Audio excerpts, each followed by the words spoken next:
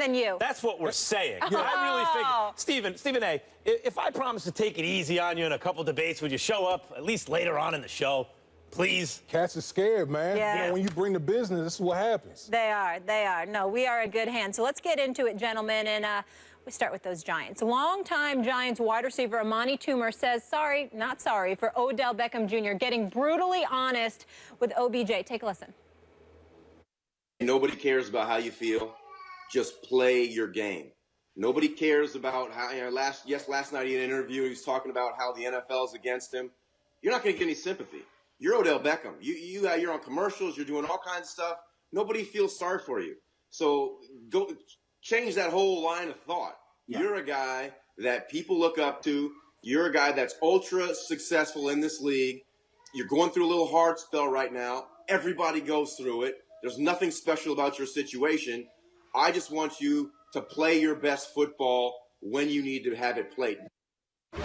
Speaking of giving the business, Woody, he is not playing around. Meanwhile, Beckham vented his frustration to our Anita Mark, saying he believes the game against the Panthers, in which he lost control of his emotions in a matchup with, of course, Josh Norman, has tarnished his image, and blamed the media for not letting that game go, saying, quote, "Football is my sanctuary. It's where I go to escape. It's where I'm most happy. I'm not having fun anymore."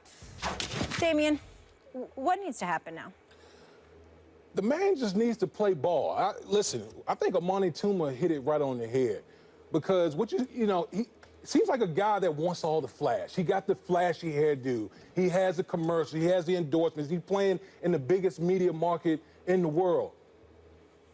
But you got to understand what comes with that. You're going to have guys that envy your success, and they're going to come after you week after week. And the fact that you displayed that type of emotion, in particular the Carolina Panthers game, guess what's going to happen? It's like anything in football. Once you show something, once you show a tendency, then people are going to keep checking you, going to keep coming after you game after game after game until you can show that you can control your emotions. Here's the thing about me personally. I love a guy with edge. I really do. I love edge. I think every football player that plays in the league is on a rocker to a certain degree. But on offense, you have to play with controlled aggression. And what I mean by that, you have to have that rage inside of you. But on offense, you got to be under control, because you got to understand what the defense is trying to do to you. And what Odell Beckham needs to understand, and I think Amani Toomer said it perfectly, nobody cares. I don't care. I don't know if you care, but most fans don't care. Most fans don't care. People don't care. All they want to see you do is go out there and produce. Now, let me say this. The Giants are not doing themselves any favors by coming out here and talking about these issues in the media. You need to take a page out of the Patriots book and move on. We're on to whoever. We're on to the next opponent. Why keep talking about these issues in the media? It's a distraction. Nobody wants to hear about it. And I know as a player on game day, you see Eli going up and talking to Odell Beckham Jr. He has a hard enough time trying to decipher what the defense is throwing at him, let alone being a babysitter on the sideline. Listen, I know for me, I have 7 kids. I don't want 8. You know what I'm saying? Like, I don't need an 8th child. You're a professional. This is professional football.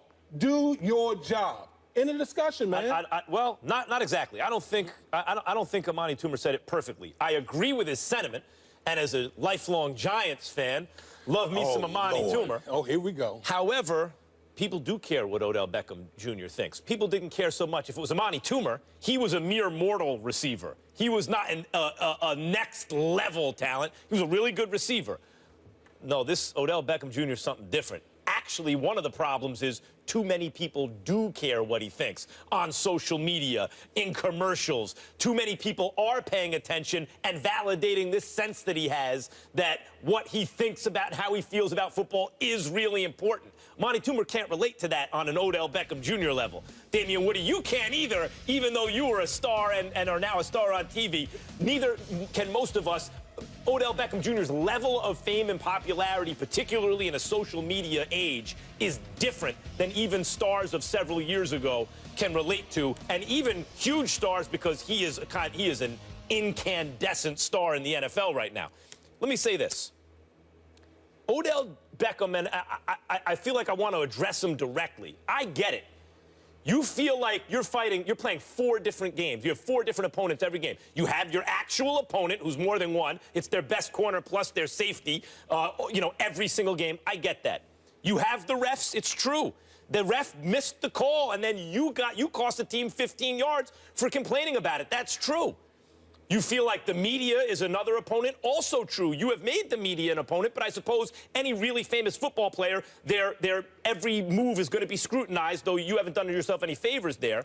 And then also maybe even the Giants are an opponent at times. Eli, come on, I'm open. Or, hey, I was open. That pass was behind me. I get it. You feel like you got to win a lot of different battles. Here's the problem. All that stuff is true. I agree with you. How are you going to win? Do you want to win the war, yes or no? So this sense, Damian Woody, that he never wants to back down, that he has all this fighting spirit, I like that a lot. Great.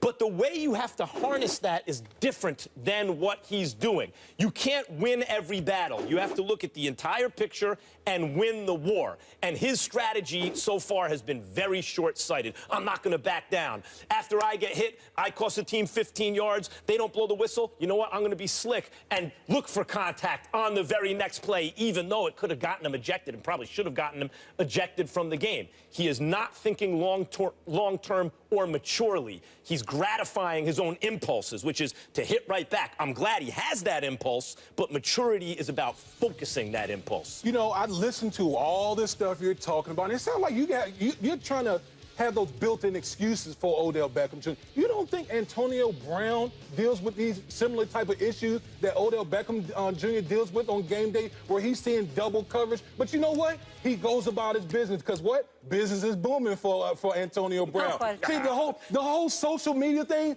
guess what? You have control over that. You don't have to be on Twitter. You don't have to be on this and that. You have absolute control over that. So when you sit here and say that, yeah, you know, I haven't dealt with that, or Amani Toomer hasn't dealt with that, that's fine. But he brings it on himself by listening to what social media has to say, listening to this person, listening to that person. None of it matters. All that matters at the end of the day, listen, this is a simple game, Max. It's a simple game. Go out, play football. You play the game well, everything will come to you. You don't have to worry about all the other nonsense. He brings all this stuff on himself. If he really wants help, then he needs to, you know, maybe come at somebody and ask, okay, what can I do better? Not on game day, because on game day, each player should be focusing on his job, winning their job so they can win the game. Maybe behind the scenes, but this nonsense had to start with the Giants talking about the media, Odell Beckham listening to everybody in the media. Man, just do your job, man. That's all I care about. You just said the key. If he really wants help. I don't think he does. I mean, it's like an alcoholic who can't, everyone else can want it for you until you admit you have a problem, and then nothing's going to change. I don't think Odell Beckham Jr. thinks he needs help. I don't think he thinks he actually has to change anything. And the reason I say that, for example, yesterday he tweeted out something on Twitter, a poem, Invictus, a stanza from a poem, Invictus, which is, though he didn't tweet this part, the theme of it is basically, I stand here bloodied but unbowed. Right? I mean, that's like, and I said yesterday at the end of the show. I don't want to hear any of it. That sounds similar to, like, you know, the things that, like, Robert Griffin III, like, he would always do. Yes. I don't. Like, do you think players in the locker room really want to hear about that? Nobody wants to hear about that. That's fine. That's fine. But I'm actually looking at what he's saying. Whether or not you want to hear it, I'm looking to hear the message he's trying to put out. And that poem is like singing My Way, Frank Sinatra's My Way. You know, I'll speak the words I really feel and not the words of one who kneels or something. He's not getting it. And the reason when he talks, he's saying stuff that's rubbing you the wrong way is because he hasn't internalized any of the messages that he's getting through the media, coaches. Tom Coughlin, former coach, is saying, look, I know he plays on high emotion. He thinks when he's at his most emotional self, he's his best self. But he needs to learn how to harness that, focus it. I don't think Odell thinks that yet. The messages he's sending is basically, nope, I'm going to do it my way. I'm bloodied but unbowed. I don't think he wants to change right now. And you know what? Doing it your way hasn't gotten you to the playoffs. Yep. And listen, at the end of the day, as a player, we're better. The Giants are better as a team when his head is on straight and he's out there balling. But no player is bigger than the team. If you can't get your act together, I know as a player, The way I keep food on my plate is we got to win. We need all 53 guys. On your plate, a lot of food on the plate, buddy. All 53 guys on the roster, they got to come correct. They got to come and play. I don't want to hear about your issues. You need to check that stuff. When we get into the stadium, when we cross the white lines, your issues need to be checked. I need your head on straight, ready to ball, because too many guys are dependent on you. You know what? But here's the problem. There was really two different issues here. Why are you fighting me, that were rolling into one. Why are you fighting me? Do you know what show this is? Why are you fighting me right now? You know I love you. There are two different issues here. Here, is this tone better for you? No, I need you to bring it, bro. There are two different issues here. One is the on-the-field stuff where you're absolutely right. No one player, I don't care who you are, is bigger than the team. Even if you're the greatest quarterback in the world, and if you get bigger than the team, it'd be Brett Favre at times. It's like, oh, that's not working. He needs... So no, but then the reality is, in terms of the way the team is covered, in terms of fan interest, he is bigger than the team. That's the reality. So those two realities are butting heads, and he has to decide what he wants. Does he want to be a great football player, which I think he is, on a great team? Does he want to get the most out of that? Or is the other stuff more important? Because the fact is he bigger than the team or not? No one's talking. He's bigger than the game. No one's talking about right now, like, we're not leading the show with the Minnesota Vikings, Super Bowl contenders. We're leading the show 2 days later, or a day later, 2 days later, with, not the Giants, Odell Beckham Jr. He's clearly bigger than the team. So basically what you're saying is he needs to decide whether he wants to be selfish or not. Yes. I mean, because with his antics and everything that he's doing, it's a detriment to the team, and it's being selfish towards the team. And one thing I want to add, that's scary territory. We're leading the show not with Odell Beckham based on what he's done on the field. It's like the Cowboys. We're talking about the headlines and the drama. So that's scary, uncharted territory for the Giants now to get into. That's our focus. It's not what they're doing. It's just all the drama that he's creating. To that point, this is what I mean when I say Odell Beckham's the best receiver, although I agree Antonio Brown's even-keeled temperament is much more mature than Odell's. But I'm just talking about on-the-field talent. I don't think there's anyone as good as Odell. That includes Julio Jones and A.J. Green and everyone. I think that's a homo statement, right? No, that's not a homo statement. I didn't say that about Michael Strahan. I said it about Lawrence Taylor, not Michael Strahan. Right? So you think Odell Beckham Jr. is better than Antonio Brown, Julio Jones? Well, the whole package at this point, I can't say that. But on-the-field talent, yeah, I think he's more talented than anyone. Well, he could really reach his full potential if he can get the emotions in check, or at least become aware, to your point. To your point, here's the proof in the pudding. You know what people are saying now? Odell Beckham better be careful. He's going to turn into T.O. Mm-hmm. You're going to fall down to a guy who should already be in the Hall of Fame? Yeah, but see, that's the point. He's not in the Hall of Fame yet because of his attitude, but he's going to be there. But they mean becoming your alter ego rather than the dominant player that you are. But I'm with you as a Giants fan, even 100% based on everything that you said there. I'm over the excuses. Let's get the job done. First Take is brought to you by Bridgestone. Your journey, our passion. And Heineken. Open your world. Enjoy responsibly. Josh Norman voiced his opinion on his former team's defensive struggles of late, specifically Julio Jones' record-setting day against the Panthers, 12 catches for 300 yards. Norman telling our Vaughn McClure, shoot, just disrespectful to line up a rook against that man like that, like he's not the top wide receiver in the league. Damian, is it time for Josh Norman to stop talking about the Carolina Panthers? Absolutely. It's like saying, why are you worried about what's going on in another man's house? You know what I mean? Like, here's the thing for me. You've already won. You've already won. You are a fifth-round pick that basically you're self-made, built yourself up into one of the top 3 cornerbacks in the National Football League. They decide to let you go. You're now the highest-paid cornerback in the league, and you're concerned about the Carolina Panthers and what's going on over there? Like, to me, that makes no sense. It just reeks to me of a guy that just wants some attention, wants to kind of talk about what happened with Carolina and Julio Jones. Hey, I told you so. So what? You need to be concerned about what's going on in Washington and that secondary in Washington. That's what you really need to be concerned about. Because, listen, Carolina as an organization, particularly on defense, they've never paid anybody in their secondary. You knew that. I'm sure your representatives knew that. They pour their money in the defensive front. So the fact that you moved on to Washington, got paid, got your money, again, I asked, what possible reason do you have for talking about another man's house? Doesn't make any sense. I have an answer for that. I have an answer for that because I love this. I actually love this. And you're talking from the point of view of a player and a team player and a guy who's trying to win football games. But I'm just talking about from maybe it's more of a fan's point of view or maybe a human point of view. Josh Norman built himself from 5th-round pick to elite defensive player on his competitiveness. This dude is just next-level competitive. So however he's rationally knows in his rational brain, they're not going to pay me like that, whatever. What he's telling himself is, oh, they think it's just their system. They think I'm a system corner. They don't think I'm a cover guy. They don't think I'm worth the money. I'm going to show them. That's what it's all about. Now, when can you talk? When your team wins. The team just won a couple of games. And when the team that got rid of you just lost. And when they got burnt by an elite receiver that you put a guy on who's cheap because they didn't want to pay you. That's when you talk. Here's the downside. You talk in good times, that's all right. There will be bad times. The Panthers are going to be good at times. And I think they're a better team than Washington. And you will get burnt at times trying to cover guys.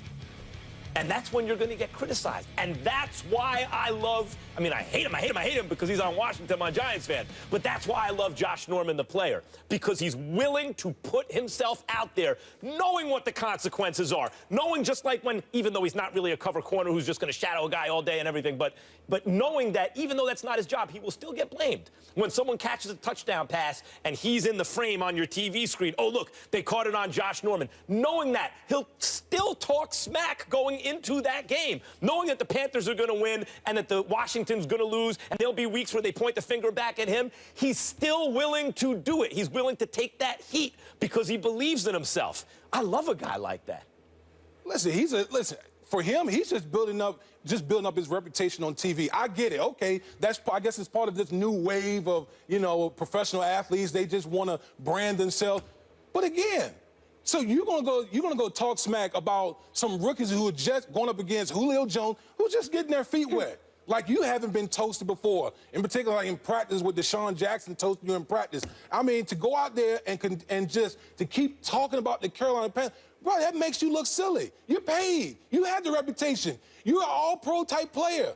Again, I'm going to ask you, Max, why in the world should he be concerned with the Carolina Panthers? They took it on the chin. Yeah, they took it on the chin by the Atlanta Falcons. Atlanta Falcons is balling right now.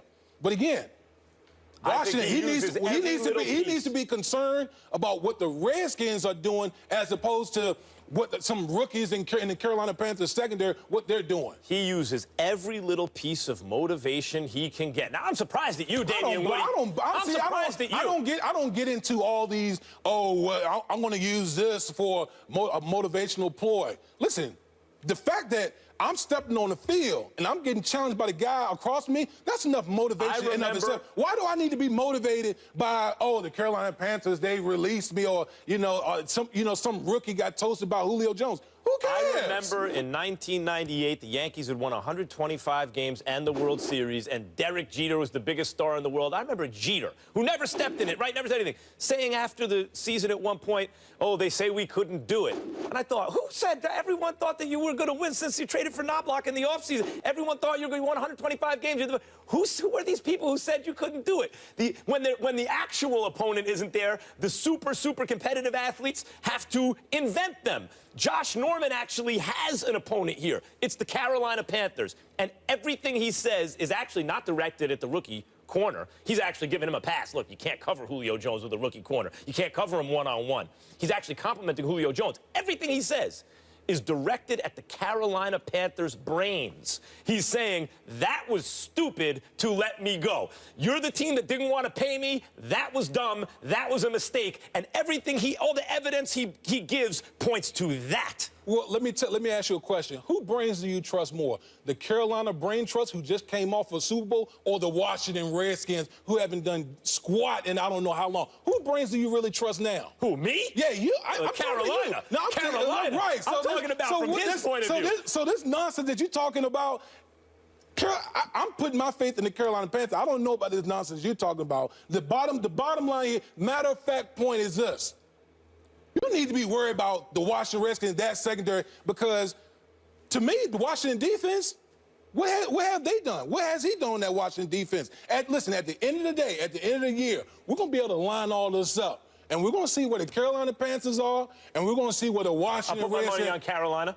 Of course. I'll put my money on Carolina, yeah, sure. absolutely. But we're talking about from the player's point of view, and you hit on it earlier. He has a media career now. I mean, that's one of the things about Washington, and I think Dan Snyder's a bad owner. I think that's a bad franchise, and they make signings like this. A guy who's not a cover guy, now they want to turn him into a cover guy, and they overpay him and all that kind of stuff. They did the same thing with, it was Hainsworth. I mean, like, you know, they put guys in bad positions that they overpay after good seasons. That's not the way the NFL generally works. But one of the things about Josh Norman is he comes in and doesn't tell him, and now he has a TV show, and people, and that became a news cycle. We discussed it on this show. He has opinions. He knows how to make waves. Here we are talking about. He has a career in broadcasting, and he's also looking out for that. Absolutely. I have a question for you, Max. Obviously, everyone knows that Carolina potentially made a mistake in letting Josh Norman go, but do you think it's more impactful when he lets other people say that than he actually goes out and says it? Of course it looks better if he doesn't say it. But first of all, that's not his brand. And secondly, as I just said, you know, Muhammad Ali talked more smack than anyone who ever lived. And one of the reasons that we still remember him and talk about it is not just his stance on Vietnam and the fact that he beat Foreman and Frazier and enlisted in these guys. It's that he said he was going to do it, told you how he was going to do it, and then went out and did it. Now, I'm not saying Norman's Muhammad Ali. And I don't know if he can back up all the talk, though. He's done a pretty good job so far. Not one-on-one. He can't cover Odell and Julio Jones one-on-one. No one can. And particularly not him. But has he been an excellent defensive player? Yeah. And the fact is, there's at least a correlation right now. I don't think it's causal. I don't think it's the reason. But he left Carolina, and they are now 1-3 and looking bad and just got burnt by an elite wideout. I mean, if you're going to say something, now's the time, and he said it.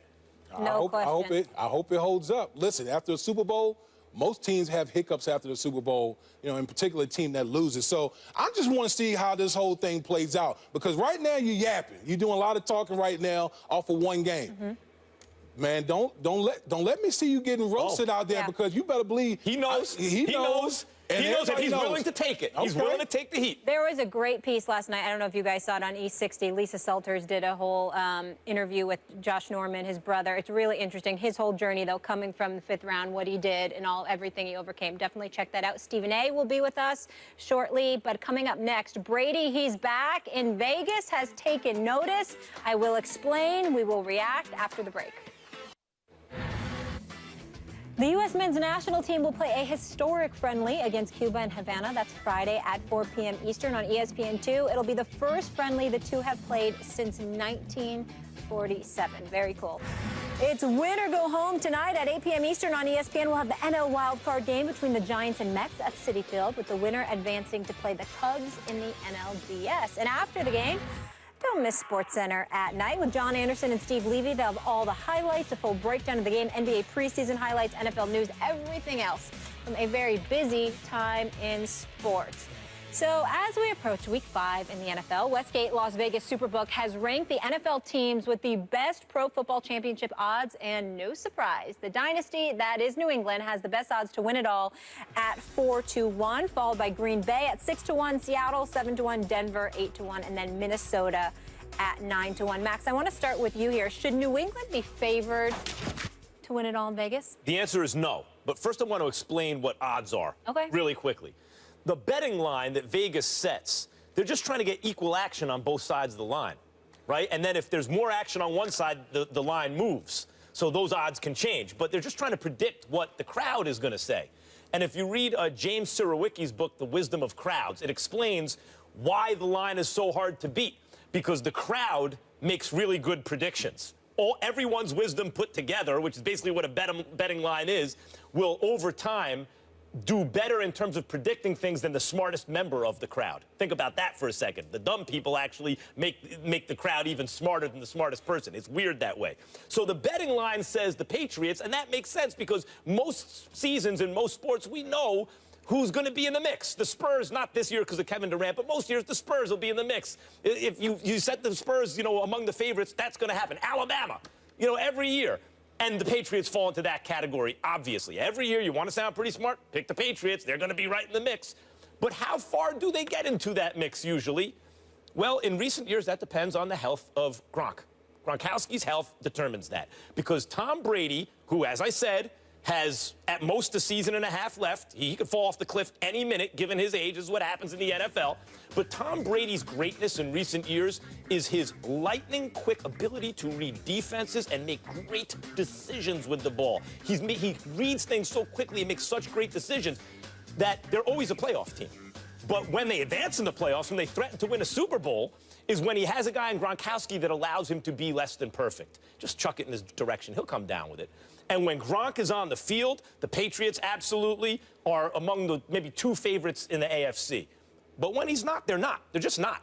And it's really early, and Gronk has already had health concerns this year, and given Brady's age and Gronk's health pattern, I don't think you can put them ahead of the Denver Broncos, who just won the Super Bowl last year, beat the Patriots in the playoffs, with Gronkowski, by the way, and has since then looked better. Their offense looks better. Their defense looks as good as ever. I wouldn't put them ahead of the Broncos, and that's just in the AFC, Damian.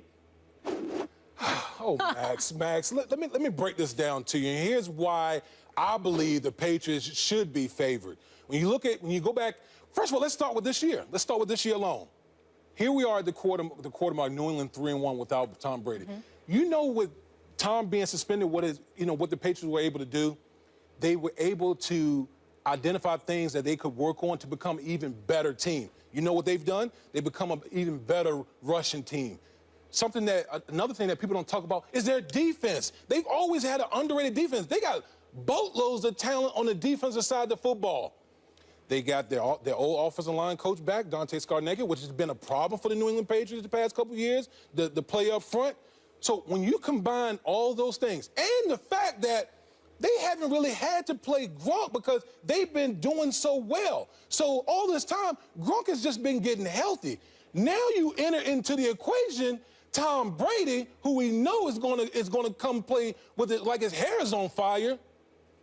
Why in the world would you favor a matchup between Tom Brady and Trevor Siemian? Who would you favor in that matchup? If independently, independently, if the question is Tom Brady better than Trevor Siemian? The answer is yes. Even when he's hurt, he's better than Trevor Siemian. And to me, the Patriots... But they're not playing each other. The Patriots are a better team this year than they were last year. I don't know... Because they got Bennett at tight end? No, because of the things I just said. So you're not listening to me right now? Listen, the Patriots... They have more balance offensively, and they're going to be even better when Tom Brady comes back. Gronk is going to come back. He's going to come back fresh. He's going to come back even healthier. Add him with Martellus Bennett and all the weapons that they had on offense. They got some good linebackers. They haven't even all been healthy yet. All that is true. Right. All that's true. So for me, I'm not going to say that the Denver Broncos are better than the New England Patriots when the Patriots 3-1 playing with second and third string quarterbacks out there. You got the best head coach in NFL history in Bill Belichick. This team is markedly better than they were last year. Listen, when it comes to the Patriots, when it comes to the Patriots, it's like Tiger Woods, back in the day, Tiger Woods in the field. I'm always going to go with Tiger, and in this case, I'm going to go with the Patriots right now, better than the field. Yeah, except that they played each other in the playoffs last year, and the Broncos won. I just said the Patriots are better than last year. And they had Gronk. You're assuming Gronk will be there. You're forgetting about the fact that LeGarrette Blount is 30 years old. And playing out of his mind right now. He is, but let's see what it is. What a 30-year-old running back is at the end of the season and in the postseason. You're assuming Gronk will be there, and you're assuming that the Broncos haven't gotten any better. Have the Broncos gotten better? Have the Broncos gotten better? I would say offensively they're probably a little bit better. But since we're on this whole assumption thing that you're on, so we're assuming that I'm not assuming. You said, we assume that Gronk is going to be this. We're assuming that LeGarrette Blount's going. So can we also say it on the same side with the Denver Broncos? Listen, I know what it's like to play as a Super Bowl champion the year after when every team brings their A game. That is mentally taxing. It wears on you as the season goes along.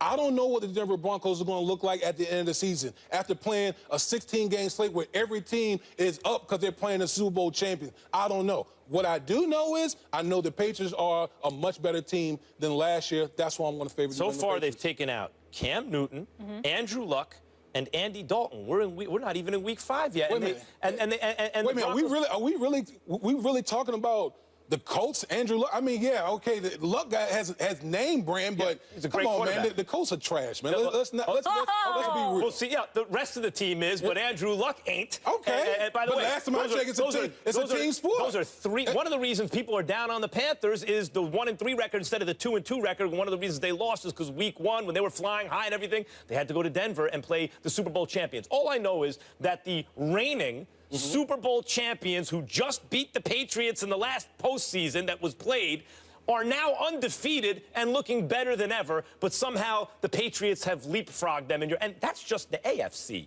by the way. Okay. How about the Minnesota Vikings? How are they looking so far? Minnesota's looking well. Yeah, they're looking good. Yeah, a little bit of I'm not taking the Minnesota Vikings over the New England Patriots. How about the Seattle they're like a novice. The Minnesota Vikings are like a novice right now. They're just starting to find their way as far as being a good team. They were good last year. They're getting better, but we're gonna put them in the same. So they were finding their way last year. They found their way last year. So now they're taking the next step. They're taking the next step. But I'm not. Are you ready to put them in the class of the New England Patriots? At this point, based on what I've seen so far. Come on. Come on, It's man. New England versus everybody. Come on, No, Max. It's New England and everyone else. New England and everyone else. Yes. By the way, the Seattle Seahawks in recent years been just as successful as the New England Patriots. And we're going to talk about it later in the show. Pete Carroll's there saying this is the best team he's ever coached. You're going to write off the Seahawks? I'm not. Wait, hold on.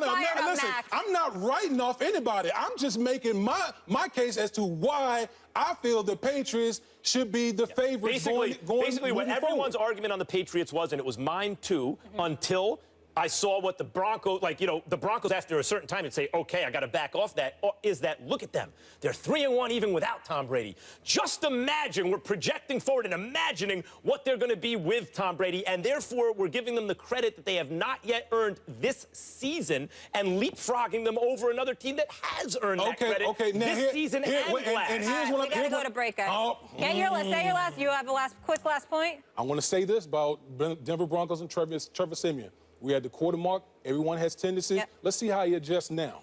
I love fired up Max. I don't think Stephen A gets him quite as fired up as you do, Damien Wood, but Stephen A will be here with us the next block. Damien also sticking around. We're having fun. We're going to talk a little Cowboys. Who should be their quarterback when Tony Romo returns? We shall discuss. Coming up mañana on the show, rapper, producer, and Atlanta superfan T.I. will be in the house. Tune in at 10 a.m. Eastern on ESPN2. Again, that is tomorrow.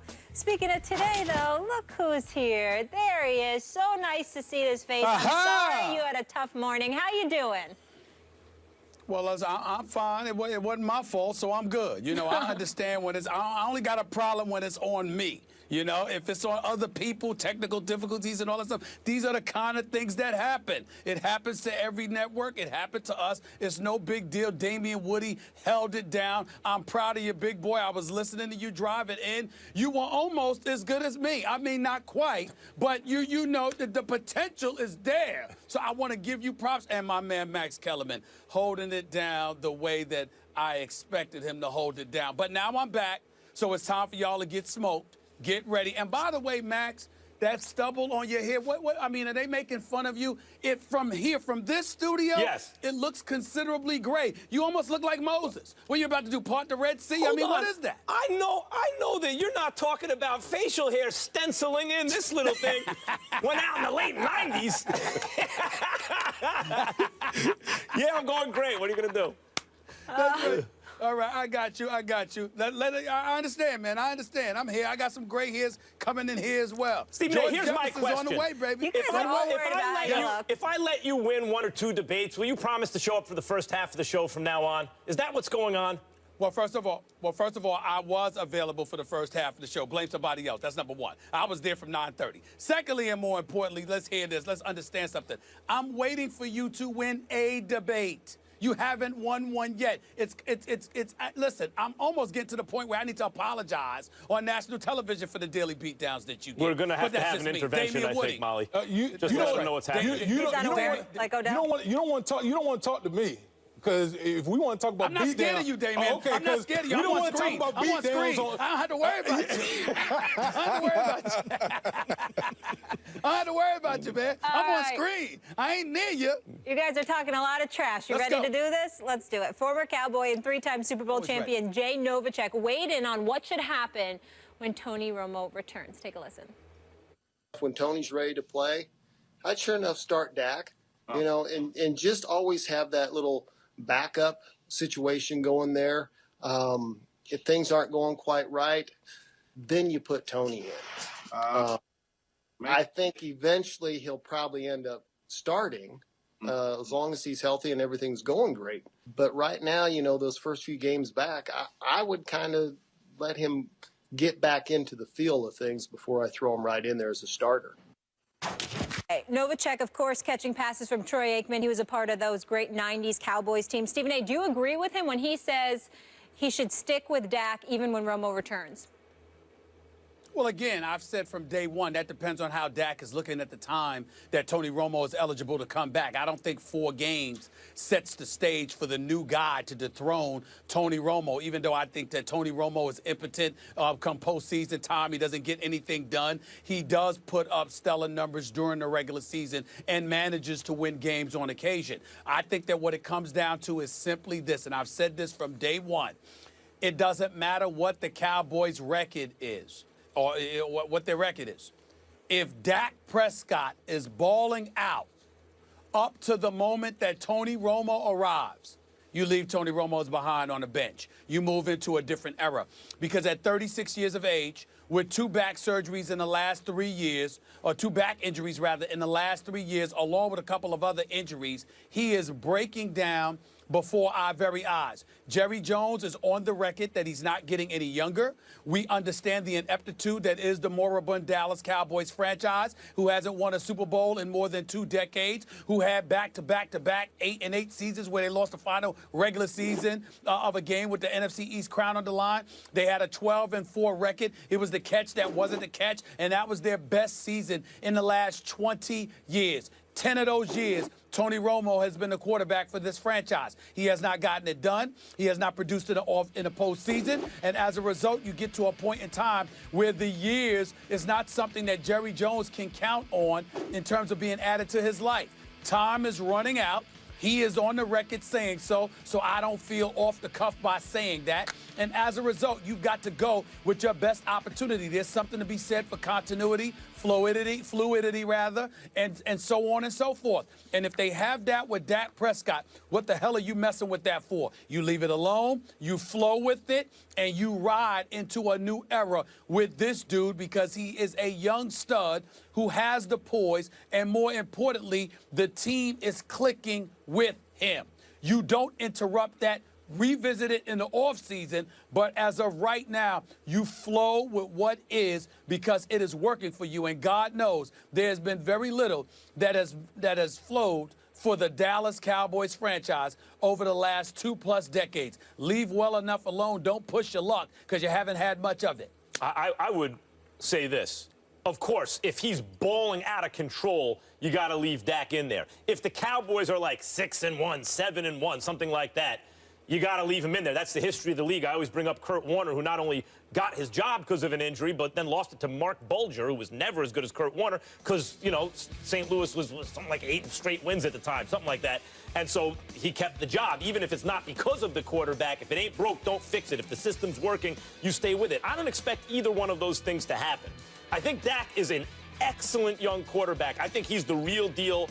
Love him. As a Giants fan, wish they could find a guy like that in the draft because that looks like a franchise quarterback moving forward, but he is a rookie. And teams will start preparing for him. And I expect teams to start having better success against him, particularly as Dallas starts to play some real teams. They haven't really played that many tough teams so far. And they have a loss week 1 to the Giants, and then they've played, you know, the Bears and the Browns. I mean, come on, that's the reality. So considering that they're probably more likely to be 5-4 or 4-5 by the time Romo gets back, and Dak will be playing well, but maybe not setting the world on fire by that point, then you got to bring in Tony Romo, who, let's not forget, Stephen A., I think you're hard on him in the playoffs. 1 pass away, which that call could have gone either way. I think they got the call right, but it was that close to getting to the NFC Championship game not that long ago, and he's 13-3. He's 13-3 in his last 16 games. Stop with your blasphemy. How much time was left on the clock even if Des Bryant had caught that pass. I don't remember offhand. There was about more.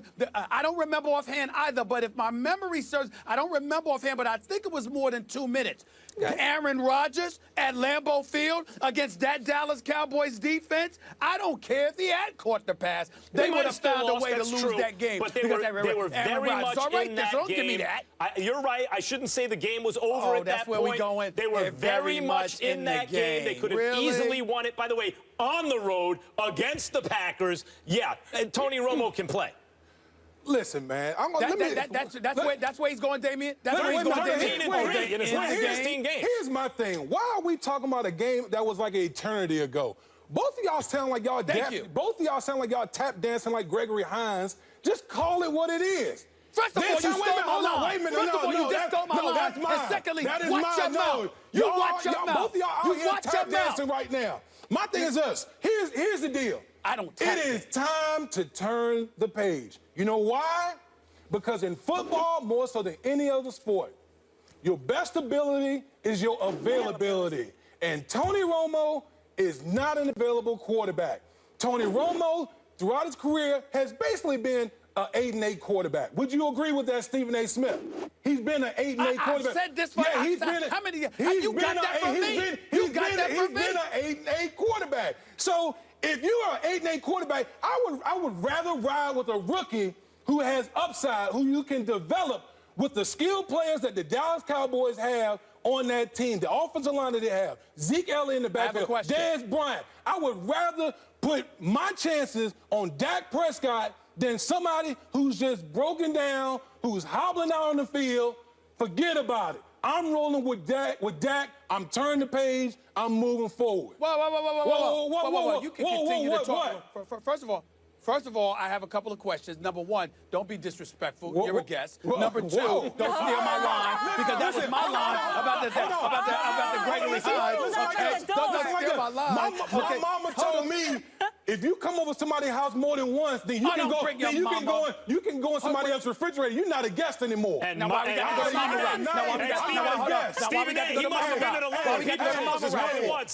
do that? I've kicked my feet up on the table. I'm not a guest anymore. Why we got to bring up Mama Woody? You know I can't refute that. I can't refute Mama Woody. Watch your mouth. That's number two. Number three, don't steal my lines with the tap dancing. No. Last but not least, here's my question. My question, Damien, is this.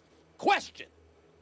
So, if Dak Prescott and the Dallas Cowboys are struggling, you're telling me that under no circumstances do you consider bringing Tony Romo back in if he's healthy? Listen, I'm all about the long-term vision. Long-term. Why hamper the development of Dak Prescott to bring in a quarterback that's broken down between the clavicle, the shoulder, the back? What more are you gonna get out of Tony Romo? He's been playing behind arguably the best offensive line in the league, and every other game something happened. He broke down here or there. So I'm not about to defend Tony Romo. Why even bother? I'm not about to. Why bother? I'm not about to defend. I'm getting ready to answer your question. I'm not about to defend Tony Romo because I've always said if Dak Prescott is balling, you leave him in there. But at the same time, because he's just a rookie and because he has his whole future ahead of him, if the Dallas Cowboys for some reason find themselves struggling on offense with Dak Prescott at some juncture before Tony Romo returns, once he's eligible to return, I don't think you leave him sitting down under that condition this season. Dak Prescott is clearly the future, but with now being the priority, if he finds himself struggling over the next 5 or 6 weeks, now we got a different argument. But as of right now, I think you stay with Dak. But here's my thing. The Dallas Cowboys aren't an old team. They got a bunch of young players on that team. So if I'm the Dallas Cowboys, I'm looking at the Dallas Cowboys saying, listen, we got a chance to develop a young quarterback to go along with all this young talent that we have. Even if we do struggle, the payoff is going to come in the long. If the payoff is coming in the long term. You're not considering something. What is it, Max? What is it? That when Mama told you that you could go into someone else's fridge, it's probably because you were eating her out of house and home. Well, I was. I'm not denying that. That way she sends you to someone's house one time. She sends you Mama back. could have knocked you out. Mama could have knocked you out. That's what the problem was. He could have knocked you out. So these the lines we're throwing out now? Are these the lines we're throwing out? Week on a Wednesday. Can Tony Romo just come back so we can stop debating this and figure out what the heck's going to happen? That's all I want. Yeah, I mean, well, let's see what the record is. Let's see how he's playing. That's what it's going to come down to. We will leave it there. Thank you so much. The ratings are about to drop. Damien's leaving us, and now we're with Stephen A. the rest of the show. I tried to help you, Oh, I Stephen think A. the rating, listen, When I bless you with my presence, that good things happen. So I don't know. Hey, listen. Hey, listen. You coming to my rescue, much appreciated. Few could have done it better. So long as you understand, big boy, you're still a young buck here. I appreciate it, but you're not me. Know your place. Know your place. You just heard him get back in studio so we can do this live and direct. Yes, I'm with it. Damien, thank you so much. Thank Appreciate it. you. Great having you. The Warriors, who, no surprise, looked like men amongst boys during their preseason opener, destroying the Clippers by 45 points, 120-75. Now, keep in mind, this coming a week after Doc Rivers said there is no gap between Golden State and L.A. Last night, the gap was glaring. In his home debut at Oracle, KD had 21.7 rebounds, 7 assists in 24 minutes. Stephen A., you've been lamenting about this super team that became even more super when KD joined. Is the season already over? Well, the regular season is. I mean, look, I don't want to hear no nonsense from Max, who gets to watch beautiful fights from ringside on Saturday nights and goes to Vegas. There are worse places to go than Sin City, let me tell you. But let me tell you something right now. I'm so disgusted. I was watching the game last night, some of it. I couldn't take but so much of it. And I just said, you know what, that damn Max Kellerman, I know he's going to be smiling today that is, like it's no big deal. But it is a big deal. Kevin Durant has ruined the regular season. I understand that the championship is not a foregone conclusion. I understand that the playoffs could be labeled somewhat interesting with San Antonio, with the Oklahoma City Thunder, who's still not a bad team, by the way, with Cleveland in the East. But the regular season itself, I mean, this is what we talk about here. 45 points. 71-33 at the half. Blake Griffin getting a technical foul, sitting on a bench in the third quarter. Chris Paul not having but so many points. DeAndre Jordan with his loving the gold medals more than NBA championship self. I mean, the list just goes on and on. And what happens? You go up against Kevin Durant, and everything is just ruined. It's just ruined. It's just ruined, okay?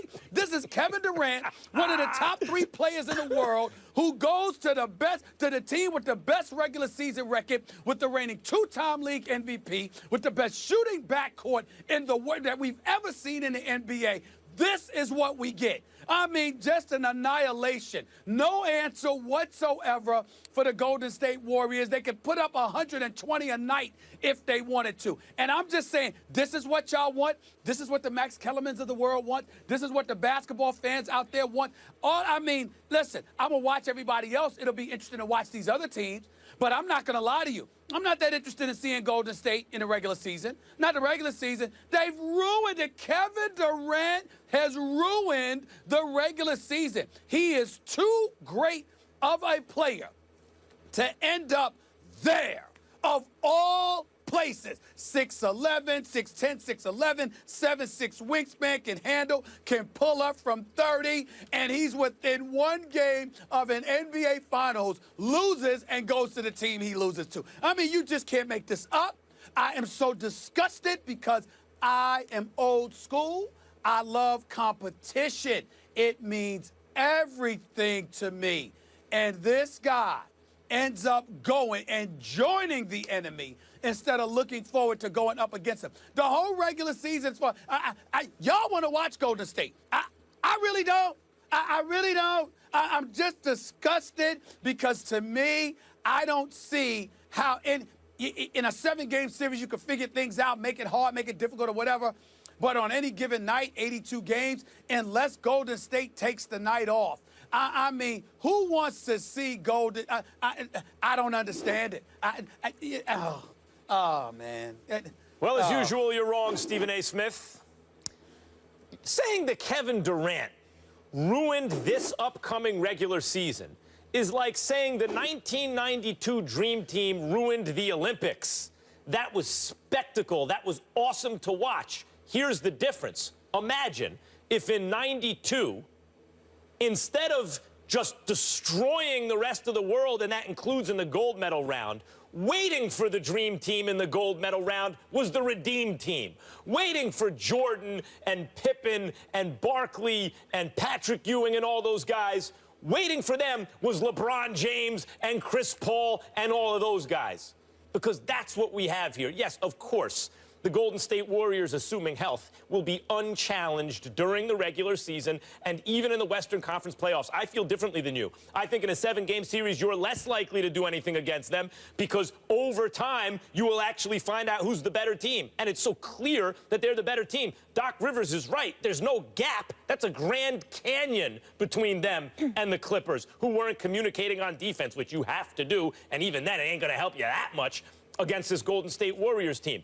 So, yes, they will romp through the regular season, assuming health. They will destroy everyone in the playoffs, and, yes, that includes the Spurs and the Clippers and the Thunder and whoever else you want to mention.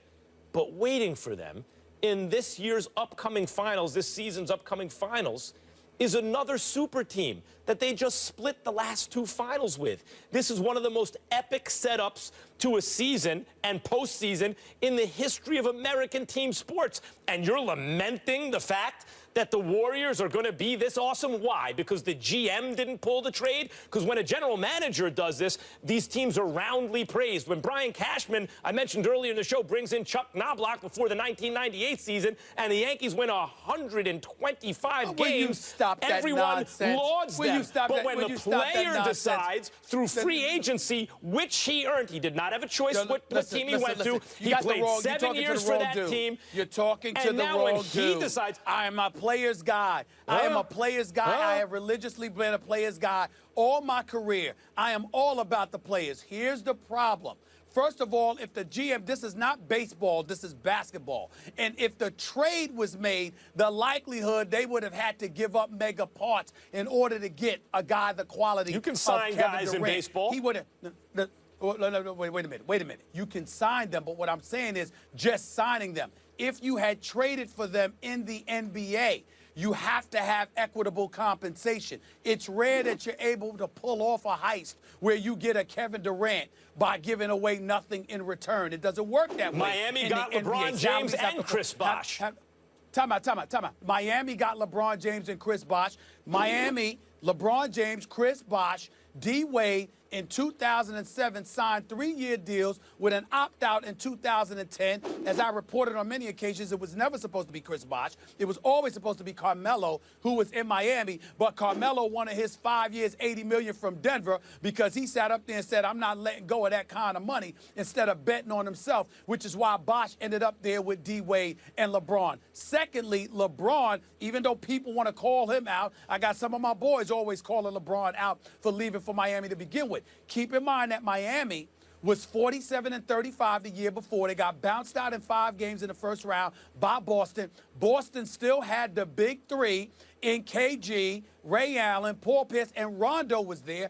And on top of it all, Indiana was on a come-up. Plus, LeBron had left Cleveland because of a lot of personal stuff that went on that really rubbed him the wrong way. So that's not the same as Kevin Durant. When that happened, LeBron and Dwayne Wade were 2 of the 3 best players or 4 best players on planet Earth playing on the same team with another perennial all-star. We all knew what was going to happen. They were going to be an immediate powerhouse. And that's what happened. Wait a minute. And they hold it. It wasn't immediate because they lost to Dallas. That's number 1. In a game in which LeBron choked away the finals, still went to the finals year 1. Oh, wait a minute. Not only did they lose to Dallas, but the following year, they were down 3-2 to that very crew in Boston before LeBron James went ballistic in Game 6, dropped 45-15. The Warriors are coming up against a team in these finals that they've beaten 6 competitive games without their when that other team was missing 2 of their best 3 players, and then followed that up, collapsing up 3-1, and they just added an all-star, making these finals even better. Hold on. Draymond Green got suspended for Game 5. Iguodala got hurt for Game 5 and Game 6. Bogut as well. You had 3 different guys that went down. wait a minute. What I'm saying to you is this. LeBron did not join a team that was 73-9 with a two-time league MVP, with the best shooting backcourt in the history of basketball. That's not the team he joined. You look at Kevin Durant. Kevin Durant by himself, not needing anybody. Russell Westbrook, Steph Curry, Klay Thompson. Kevin Durant is a top 3 player on the planet. And you go to the team that beat you? Oh, don't get me started with this. I'm trying not to be upset, Max. Don't tick me off. I mean, come on. This is ridiculous. The regular season. Why do you think he went to the Warriors, Stephen A? Why the Warriors? Because he wants to ensure. Because first of all, he wants to give himself the best chance to win a title. What gives them the best chance? Are they the most talented team, or are they the best constructed team with the best culture? Because the Warriors are here being rewarded for playing the right way. I would have to say both. Kevin Durant, well, maybe. I'm not knocking the Warriors. I'm not knocking the Warriors. The Warriors did nothing wrong. Well, why is Durant doing something wrong? Why is Durant doing something wrong if he looks at the Warriors and goes, look, he was on the team at the time with Ibaka and Westbrook and an excellent and improving rotation of young players and a better coach than he used to have. He came very close to beating the Warriors. Why did he leave for the Warriors? Because he felt like he couldn't beat them, or because he felt like they play the way he wants to play? Oh, come on now. The fact of the matter is that, look, you want me to go there? I'll go there. Please. He took the easy way out. He took the easy way out. And by the way, I'm going to say it again because, see, I don't want to come across as being disrespectful towards Kevin Durant. I'm applauding his greatness. I'm saying he's so great that the balance of power shifts that dramatically. I'm complimenting him. But while doing so, I have to acknowledge to you, I'm not talking about a player. I consider Kevin Durant a superstar. It is the weakest move I have ever seen by a superstar. Ever. There's no disputing this. This man is that great, and his team was on the cusp of a championship. You can legitimately make the argument he choked in Game 6. Sure. In Game 7, he waited too long to be aggressive. Okay. So if you choked in Game 6 and you waited too long to be aggressive in Game 7, you were the reason primarily that y'all lost to Golden State. Don't you think and then he you knows, joined them? Don't you think Kevin Durant knows that this would be the reaction and that he would get much more credit for staying the course and has a very good chance to beat the Warriors if he stayed there, considering how close that series was? I saw you at Game 7. We were both there. I mean, that was a close game that was decided in the last couple of possessions that game. You don't think that he knows, with a better coach than he used to have, at least in terms of playoff X's and O's, with the best supporting cast he's ever had around him, that are all kind of reaching their prime together and all that, you don't think he knows he'd get more credit for staying? So the question as to why he leaves is best answered because he's sick and tired of talking about who takes the last shot, him or Westbrook. On the Warriors, the guy who takes the shot is the open man, and that's the way he wants to play. He doesn't want to have to worry about egos and alphas. He wants to play basketball the right way, and he looks at the Warriors and says they do that. I was completely unaware that Kevin Durant went and hired Max Kellerman to be his publicist. I mean, you're doing a beautiful job. I want to compliment you on that. It's absolutely sensational. You make a very, very compelling argument. Well, thank you very much. But it doesn't negate the facts. And it's not just about Stephen A. Smith. There are old school dudes. There are Hall of Famers. There are champions who all have religiously said it's not something they would do. You have guys in the NBA that Kevin Durant is still... Hold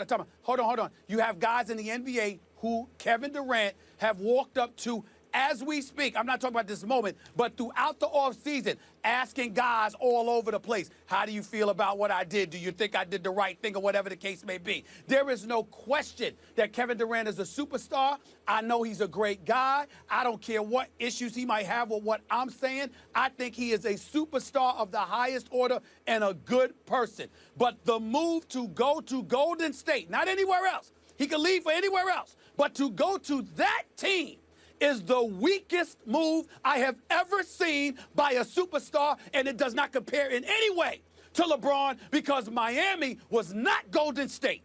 It's two different stratospheres. I mean, if you put enough great players together, you can assume they're going to be really good. And if that's the weakest move by a superstar you've ever seen, then I suppose the weakest move by a GM ever is when the Lakers traded for Wilt Chamberlain to put him together with Jerry West and Elgin Baylor. That was a very weak move by the Lakers, I suppose. Okay. But then again, the executive himself isn't the one on the court competing. It's the player. Right. It's fine when the GM moves the pieces around the board, but when the player moves the pieces around the board, that's not good. Well, what I'm saying to you is this. Kevin Durant, he goes out on the court. You're leaning on the best shooting backcourt of all time. Sounds pretty good. Along with a crew of dudes that just went 73-9. Who beat you? You got to remember, it's not about Golden State and just their record. It's the fact that he went to the team who beat him. If he didn't play Golden State in the playoffs, I wouldn't be saying this. But they beat you. Right. If that's how and hard you don't it is, want them? that's you don't how want them hard back? it is you to want win a join championship in the Come NBA. On. Every dynasty ever in the NBA, the dynasties, when you look at them on paper, you go, that is an unfair team, because that's what it takes, particularly with a LeBron James super team in the other conference. Well, I'll give you credit. I'll give you credit because you've covered boxing. You've seen a guy get knocked out and then get up and kiss the opponent after the opponent knocked him out. So I guess you're used to that kind of stuff. So you want to kiss me now? Is that what you're saying? Are you trying to kiss me now? Is that what you're saying? No. Just because you get knocked out, you're trying to get up and kiss me? First of all, I'm waiting for you to hit me with a jab, let alone a knockout blow. Secondly, and more importantly, the bottom line is this. You can look at it any way you want to. What it really, really comes down to is the fact that, again, you went to the team who beat you. No, we get it. I can't emphasize that enough. Come on, and a lot of people are as livid as you are, Stephen A., but you guys clearly opposite ends of the spectrum here. Stephen A. depressed about the super team. Max is fired up. Yes. Molly, could you imagine if I had to travel to California to see that game last night? You have any idea how ticked off I would be? See, that's what this is really about. This is you being selfish, Stephen A. Smith. Yeah, and you know what they say? They say a happy wife, happy life. A happy Stephen A. is a happy first take. We want to keep you happy. All right, let's see what the people think. We want you guys to weigh in at home. Did Kevin Durant going to Golden State ruin the regular season? Go on our First Take Twitter page, vote. We'll share those results a little later. Curious to see what everyone else thinks. Heavyweight champion Tyson Fury has been making headlines left and right since winning the belt. Now he's opening up to Rolling Stone about his personal struggles with drugs and depression, saying, listen, I've done a lot of things in my life. I've done lots of cocaine, lots of it. Why shouldn't I take cocaine? It's my life, isn't it? I can do what I want. Plenty of people have done cocaine as well. What the bleep has that got to do with anything? That ain't a performance-enhancing drug. Am I not allowed to have a life now as well? Do they want to take my personal life off me too? I've not been in the gym for months. I've not been training. I've been going through depression. I just don't want to live anymore. If you know what I'm saying, I've had total enough of it. They forced me to the breaking edge. Never mind cocaine, I just didn't care. I don't want to live anymore, so cocaine is a little minor thing compared to not wanting to live anymore. Fury recently testing positive for cocaine and was declared medically unfit to fight a rematch with Vladimir Klitschko. Max, what should happen with Fury? Well, he should be stripped of the title. But I have a theory about this, Stephen A. And let me just say, Tyson Fury, even though he said some anti-Semitic and anti-gay things and says outrageous things, and people will read some of what he just had to say as outrageous, in spite of that, is on a personal level actually a charming guy, and in many respects may reflect this generation's access to all of this information, but a lot of it's low-quality information that you can get online, for example, and without a lot of formal education, doesn't know how to vet the information, doesn't know what to make of it all, so picks and chooses the stuff that reinforces some of the bad stuff he already believes. He reminds me, Stephen A., of another kind of paranoid, delusional champion who folded under the pressure of defending his title. And let me just say, when someone's talking about suicide, that's really serious. It's very important. He's admitting he's depressed. He's admitting he's suicidal. That should be taken seriously, and hopefully he gets better and gets help. But I'm reminded of Bobby Fischer, the great chess champion, won the title in the early mid-'70s, and had talked a lot of smack. Now, Fischer was a much greater chess player than Tyson Fury is a fighter. but on the way up had talked a lot of smack about how he was going to beat everybody, and he finally won the title. And he couldn't, his ego was so thin, it was so unprepared to be champion, he couldn't tolerate the idea of defending the title, because if you defend it, you might lose it. And once you've achieved everything you said you were going to achieve, why take that risk? And his personality collapsed under that pressure and never really played another serious game of chess on a world-class level again.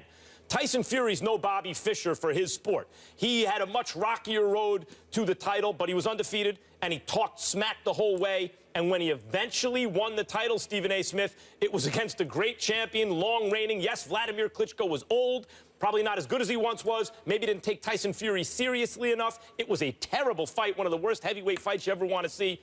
But Tyson Fury actually did it. He won the heavyweight title.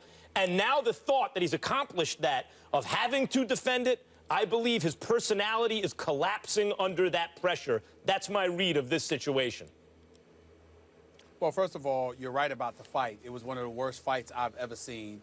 And Vladimir Klitschko, I didn't know what the hell was wrong with him. He was scared to throw the right hand for like the first 8 rounds or something.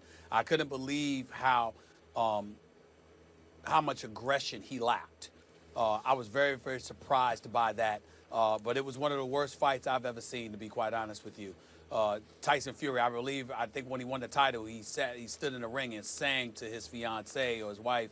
I think that I remember that. 25-0, 18 KOs. He wasn't that impressive to me. I will tell you this. When you say he should be stripped of his title, I don't disagree, but only because of what he said. What's the big deal? So what, I did it. I got bigger issues. He's a problem, and you're going to have to deal with that problem. And you can't deal with it with this guy thinking that it's no big deal that he's using cocaine, okay? A matter of fact, Max, I couldn't believe it. I thought it was a joke or something like that. But when the news was revealed that he had tested positive for cocaine, he sent out a tweet with a picture of him being Tyson Montana. Tony Montana. Like Tony Montana from Scarface. From Scarface. Right. Behind a mountain of cocaine. Scarface, yeah. right? About a pound of cocaine. And that's what he did. That's what he put there. Clearly unapologetic. The guy's a problem. You can't have that as the heavyweight champion of the world. It's a bad representation for the sport of boxing, and he should be stripped immediately. I disagree with that, Stephen A. Remember. Good. I disagree with that because one of the things that I love about the heavyweight championship of the world, and I talk about lineal titles, meaning the man who beat the man, I don't pay attention to sanctioning bodies, is because you can be however you want once you win the heavyweight championship. No one has to like it. A lot of people didn't like Muhammad Ali, and they stripped him for un-American comments at the time, but you have to beat him in the ring. The reason I would strip him in this case has nothing to do with what he said, whether he's glamorizing drugs or not. It's the fact that he's admitting that he is not in a position to defend his title, partly because he's abusing drugs, and after a certain point in time, the heavyweight title can't be frozen. He's freezing the title. Well, let me speak. Let me get to my point. I'm saying to you, he's admitting he's got this problem and that he doesn't care. So he's not trying to alleviate the problem. If you're not trying to alleviate the problem, you're giving indications that you're going, not only have you done it, you will continue to do it because you don't see what the big deal is and you don't care how it looks. That's a problem for the sport. The difference between that and other folks is that even when they had a problem, they tried to hide it because they didn't want to reveal it, which means somewhere within the crevices of their soul, they knew it was wrong. They just either couldn't help themselves or wanted to try and get away with it, but they knew it wasn't something they could bloviate about publicly because, again, champions can't be that way in representing their sport. So the fact that he's unapologetic about it, to me, has everything to do with why he should be stripped. But that's why that's the point I'm arguing. That's the point I'm arguing. What I'm saying is, I don't care. I agree. I don't care that he says that he wants to glamorize drugs, that he's admitting that he has. I don't care about that. That's not. But I'm saying I got your point. I'm saying I got your point. I just disagree with that. I got your point. I heard your argument. We comprehend it. I disagree. I think because he said what he said, he should be stripped. But also because of the sport of boxing being the way it is, all I was going to add to that was, let's not act like this is new. There's been a whole bunch of fighters in the sport of boxing that had a multitude of very, very serious issues, and they were still champions, okay? Let's understand that. But I differ from you because of what he said on the record, how unapologetic right, he that's is. what we're arguing about. I cannot have that. Yes, that's what representing my yes, sport. that I agree. cannot do You have that. identified the point of contention. That is, in fact, what we're arguing about. And what I'm saying is, what's so cool about boxing and championships is it doesn't matter what you think about drugs or politics or groups of people or anything else. Either they can whoop you in the ring or they can't. So I don't care about any views someone espouses in terms of them being qualified to be champion, because that's not what we're talking about. What we're talking about is your preparedness to defend your title. And if, because of some view you hold about drugs, it's fine to do and therefore I'm out of shape, or your mental health prevents you from defending the title, and you're admitting you're not going to do anything about it, and in fact, you're therefore not going to defend the title, then you should be stripped, because what you're essentially saying is you're freezing out the rest of boxing. Max, I have a question for you. Yes. If Tyson Fury was training in a gym and he was in shape, but he looked you in your face and said, yo, Max, let's talk some boxing. And he starts sniffing coke right in front of you and he don't mind. But he's training. Yep. And he's in shape to fight to defend his crown. Yep. You're saying that you would condone him stepping in the ring, knowing he's coked up, and you have no problem with that? No, you could actually argue that changes the competitive landscape of the fight, and it's illegal, and they test for it, and I think it's a good thing they test for it. But if he's simply espousing beliefs about drugs or talking about past use, then, yeah, he can still be heavyweight champ and fight. But he's not just espousing use. He's not just espousing use. Right. He's telling you he's actually using. He doesn't see the big deal. And that's preventing him from fighting, and therefore he should be stripped because it's preventing him from fighting. But he also said that he hadn't been in the gym. He hasn't trained. He's out of shape. Yeah, but he said that was because he's depressed. To you, he can come yeah, but I'm saying to Max, hold on, I'm saying to Max sounds like he's saying if the guy had just said I'm doing cocaine, but he was telling us that he's training and he's ready to kick Vladimir Klitschko's behind, then Max would have no problem with it. That's how it sounded. Well, that's all I'm trying to say. If they have, there's a certain number of weeks that you get tested and you can't be using certain chemicals before the fight. If you violate that, then that's bad, and then you could be stripped. But if you're talking about use outside of the kind of the scope of those tests, and you're using outside the scope of those tests, what does that have to do with whether or not you can whoop someone in the ring? If you test positive for cocaine, you don't need to be the heavyweight champion of the world. But look, period. Once upon a time, people said that about Jack Johnson, about Muhammad Ali. Now, those were more serious, important issues that I think you and I would agree upon, that Jack Johnson was married to a white woman and crossed state lines with her, that Muhammad Ali didn't want to be inducted into the armed forces on religious grounds. Okay, fine. But the bottom line still was people who supported them on both sides, even some political opponents of Jack Johnson and Muhammad Ali, would say, wait a minute, can you whoop him in the ring? Because if you can't, he's still champ. But Ali and Johnson were willing to get in the ring. That about a cocaine this guy's not willing to get in the ring. I don't think so. I don't think so. I don't even if he was willing to get into the ring, if he's admitting that he's sniffing coke on a daily basis, I don't think people would approve of that. That's me. I don't believe that. Defense attorneys in the $21 million rape lawsuit against Derrick Rose complained about the racial and ethnic makeup of the prospective Los Angeles jury pool, noting the fact that there were only 2 African-American, like the defendants, and that 15 of the first 27 jurors were Hispanic, which is the ethnicity of the woman. Judge Michael W. Fitzgerald said the jury pool was selected at random from a diverse population and that the racial makeup of it was just tough luck. Rose was not in the Los Angeles courtroom because the New York Knicks opened their preseason in Houston the same day, but he was expected to appear Thursday. Stephen A., what's your reaction to the judge's comments? I have a problem with it. I have a big problem with it. And I'm certainly not trying to absolve Derrick Rose of anything. He says he's innocent. Obviously, the alleged victim believes otherwise, and we'll find out whatever we can find out as the civil trial unfolds. We'll learn more about it. And if he did anything wrong to that young lady, he deserves his comeuppance, as any man would. You don't do something like that to any human being, especially a woman. Having said all of that, my issue is with the judge and his comment. basically saying tough luck. I am no lawyer, even though, Max, if I were not doing this, everyone that knows me knows that I would have pursued being a criminal lawyer. That was actually my dream job, to be a criminal lawyer when I was in school. I will tell you this, just being a law and order fanatic, not being an expert on the law, not knowing anything, one of the things that every American citizen is aware of is the popular saying, a jury of your peers. The defendant is who you're referring to here, no one else. And if the defendant in question is Derrick Rose, and he is an African American, and you only have 2 African American jurors, that's a problem. And for a judge to sit up there and say, well, tough, no, that I don't vibe with that. Now, if I'm wrong because I'm not familiar with the legalese, I apologize. I certainly get that.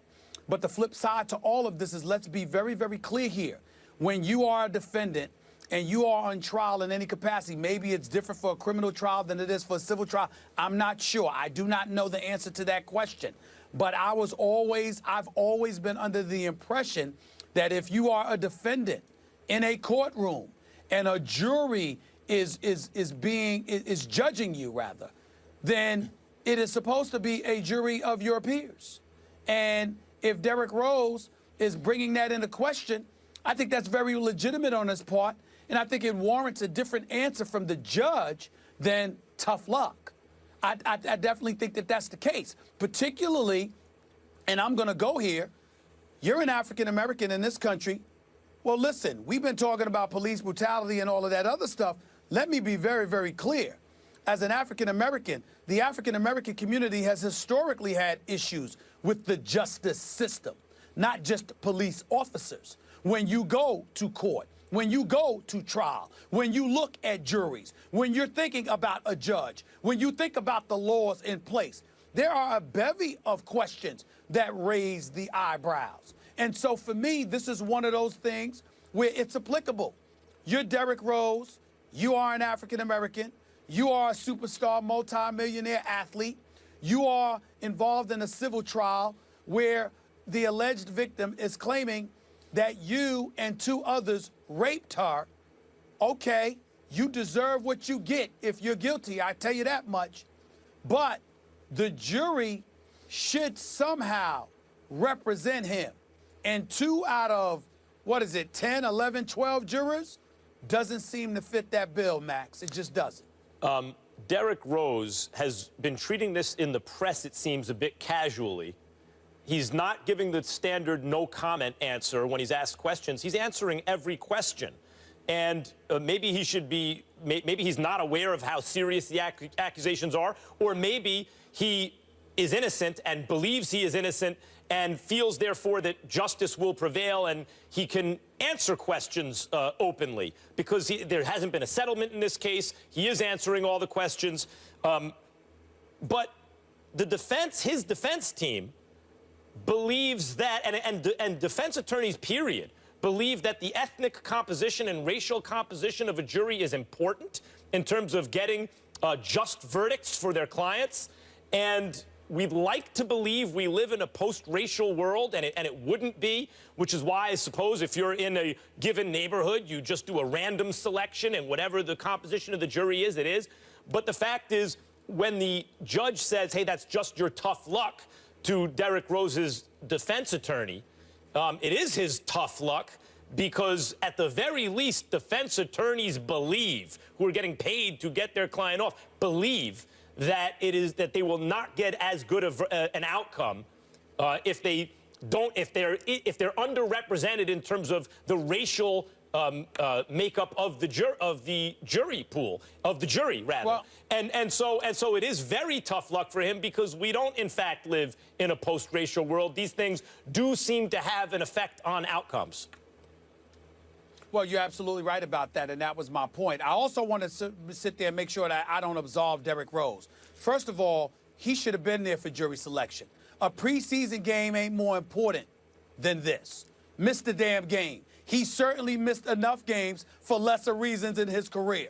Okay, he should have been there for the jury selection. He should have been there to make sure that he was face to face with potential jurors so they could see him, and he had something to do in terms of whispering in his defense attorney's ear, or, you know, that, again, I got a problem with this, that, or the other. That was his mistake. He owns that.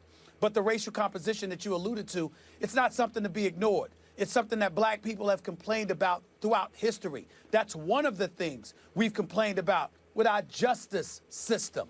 Make no mistake about it. It's pivotal, it's relevant, it's necessary, and I'll go as far as to say this. The judge is wrong to have such a cavalier attitude. I'd also like to say this, Max. I don't get the impression that Derrick Rose is cavalier about this at all. Him answering questions is somebody that appears to be defiant about his innocence. Now, he had damn well better be innocent.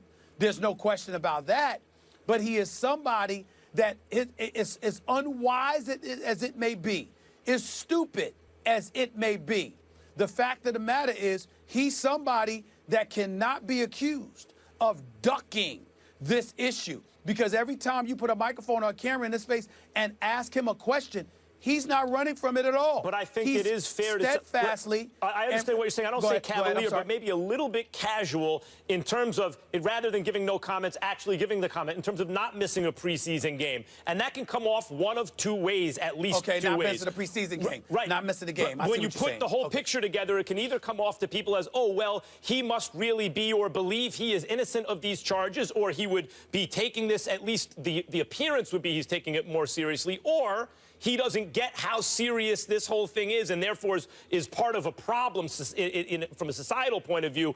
That could be interpreted in two very different ways. It could be both.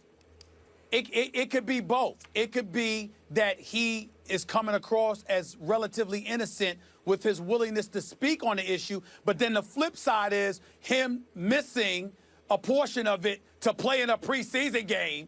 It goes towards the cavalier aspect. I mean, Molly, I'd like to know what you think about this real quick. I mean, you could take it both ways. He should have been there. Shouldn't have been in some damn preseason game. But at the same time, he hasn't run from the issue when you put a microphone or a camera in front of his face. You know what, Stephen A., I don't know enough about the details of the actual case, so I don't want to speak to it. I have an idea. I've read articles on it in the past, and it was pretty graphic. I just hope through the court system we can kind of get to the bottom here either way. But I don't really know enough to speak on the victim's behalf or Derrick Rose. No, I was just talking about what we were saying in terms of how he was coming across, whether it's in front of the camera or it's hard to know playing the game instead of skipping the game. If he's completely innocent, I get it, because you've got nothing to hide, so don't hide and shy away from the cameras. If he's not, it's kind of like, why are you acting so casual? And as far as the preseason game, no, I don't think he should have been at the preseason game. I would have went to court and shown up and dealt with those issues and shown how serious it is. But again, maybe he feels he's innocent. It's all going to be taken care of, so it's going to be behind him, and he's focusing on basketball. So just kind of too much gray area there for me to really side with either of you.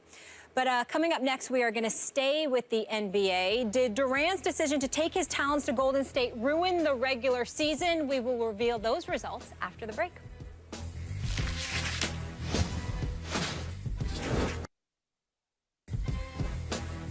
First Take is brought to you by Nissan. Innovation that excites. Coming up tomorrow on the show, rapper, producer, and Atlanta superfan T.I. will be in the house. We're looking forward to that. Tune in tomorrow, 10 a.m. Eastern on ESPN2. Stephen A., before we get to our next topic here, I think there was something you had wanted to clear up. Well, I need to clear this up because yesterday, a mistake that I made, I said that while LeBron James endorsed Hillary Clinton, Dan Gilbert, the owner for the Cleveland Cavaliers, had endorsed Trump. Dan Gilbert had some folks reach out to me to say that that is absolutely not true. He never has endorsed Donald Trump, despite the Republican National Convention being at the Quickens and Loans Arena, and despite the fact that a Republican Party was hosted at by one of the companies Dan Gilbert owns in Detroit last Friday. There is no endorsement of Trump. He's never endorsed either candidate. He has not endorsed Trump. He has not endorsed Hillary Rodham Clinton, and he just wanted to make sure that I emphasize that the Cavaliers organization rather wanted to make sure that I emphasize that for the record. Dan Gilbert did not endorse Donald Trump. So that was my mistake. There was a Republican Party at a place where Dan Gilbert's company owns and rents out this place. And they hosted a Republican Party there, but that doesn't mean they endorse Trump. So I want to make sure I corrected that. Got it. Appreciate you clearing that up. Let's get to our topic now. We asked you guys to weigh in on Twitter. Did Kevin Durant ruin the regular season? You know what Stephen A. thinks. And 56% are with him, saying yes. Did our Twitter followers get it right, Mr. Smith? For once, they did. Listen, man. Look, Max loving his boxing, even though he loves and knows his basketball too. And I can't wait to talk NBA basketball throughout him this year because he knows his basketball the way that I know my boxing. The fact of the matter is, Max Kellerman sits up there, and you know what I realize about Max, Molly? What? Max don't like competition. Max likes blowouts. Max likes annihilations. Max likes all that. Max doesn't like the thrill, the adventure, or whatever the case may be. You wish, boy, you wish. Please don't get me started. I can't believe this, but that's what Max wants. That's what Max wants. He wants blowouts. That's okay. No, I want you to travel but there is to Oakland. something. Fly all the way across the country, There is Max. something. Go ahead. There is something to watching Mike Tyson in his prime knock out Michael Spinks in one round. You could be ringside for that too, and that's what we're about to see. I hope it happens for you. I hope it happens for you. I hope you have to fly across the country to watch boxing matches and everything ends for you this year in 30 seconds. That would be the equivalent. I'm wishing that on you, Max Kellerman. The country did get it right. 44% of the country who obviously feel that he didn't ruin the regular season are right. And I can't wait for the rubber match. In the finals, we already know what it's going to be. I will watch the whole season. I'll still watch. June's a long way away. Yep, that's right. June's a long way away. You know how much traveling up. I got to do between now and June? Oh, you can watch some of the most awesome basketball ever played.